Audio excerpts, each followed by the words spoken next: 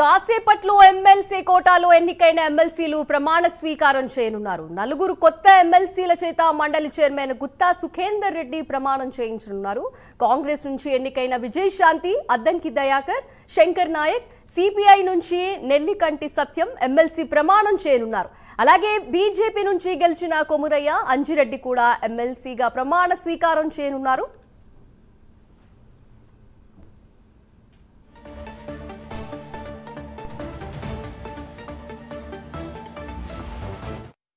దీని గురించి మరింత సమాచారం మా ప్రతినిధి అజీం లైవ్ ద్వారా అందిస్తారు. అజీం, చెప్పండి.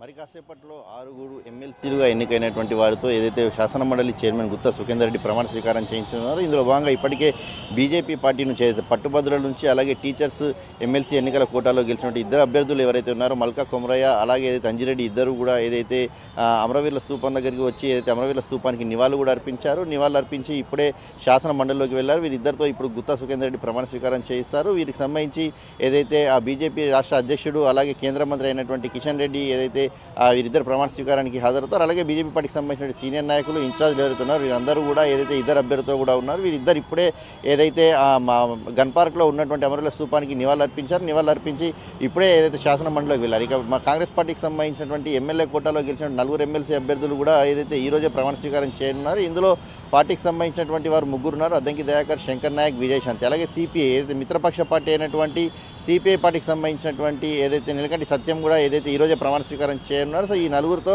ప్లస్ ఇద్దరితో ఏదైతే శాసన మండలి చైర్మన్ అయినటువంటి గుత్తా సుఖేందర్ రెడ్డి వీరితో ప్రమాణ స్వీకారం చేయిస్తారో అయితే కాంగ్రెస్ పార్టీకి సంబంధించినటువంటి అభ్యర్థులు కూడా ఎవరైతే ఉన్నారో వీరందరూ కూడా ఏదైతే మరి కాసేపట్లో గన్ పార్క్లో ఉన్నటువంటి అమరవీరుల స్తూపానికి చేరుకుంటారో అమరవీరుల స్తూపానికి చేరుకొని ఇక్కడ అమరవీరుల స్తూపానికి నివాళులు అర్పించిన అనంతరం ఏదైతే శాసన మండలికి వెళ్ళి ఏదైతే గుత్తా సుఖేందర్ రెడ్డితో ఏదైతే ఎమ్మెల్సీగా ప్రమాణ స్వీకారం చేస్తారు. వీరికి సంబంధించి కూడా కాంగ్రెస్ పార్టీకి సంబంధించినటువంటి పీసీసీ అధ్యక్షుడు, వర్కింగ్ ప్రెసిడెంట్స్ అలాగే పార్టీలో ఉన్నటువంటి ఎమ్మెల్యేలు, మంత్రులు పలువురు కొంతమంది కూడా ఏదైతే హాజరవుతారు వీరి ప్రమాణ స్వీకారానికి. సో ప్రమాణ స్వీకారం అనంతరం వీరందరూ కూడా గన్ పార్క్ వద్ద ఉన్నటువంటి అమరవీరుల స్తూపానికి మరొకసారి నివాళులు అర్పించి ఏదైతే ఇక్కడ ఏదైతే వారు ప్రెస్ మీట్ కూడా మాట్లాడినంతరం ఏదైతే నేరుగా ఇటు నుంచి అంబేద్కర్ విగ్రహానికి కాంగ్రెస్ పార్టీకి సంబంధించిన నాయకులు ముఖ్యంగా అద్దంకి దయాకర్, విజయశాంతి అలాగే శంకర్ నాయక్, నీలకంఠ సత్యం అందరూ కూడా అంబేద్కర్ విగ్రహం వద్దకు వెళ్ళి ఏదైతే నివాళులు అర్పించినట్టు కూడా మనకు తెలిసింది. ఇప్పటికే బీజేపీ పార్టీకి సంబంధించినటువంటి మల్కా కొమరయ్య నేరుగా ఏదైతే అంబేద్కర్ విగ్రహానికి నివాళులు అర్పించే గన్ పార్క్ కూడా రావడం జరిగింది. సో మరి కాసేపట్లో 12 అంటే సుమారు 11 గంటల నుంచి 12 గంటల లోపు వీరందరి ప్రమాణ స్వీకారాలు కూడా ఏదైతే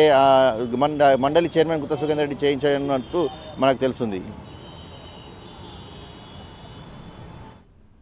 థ్యాంక్ యూ అజీం.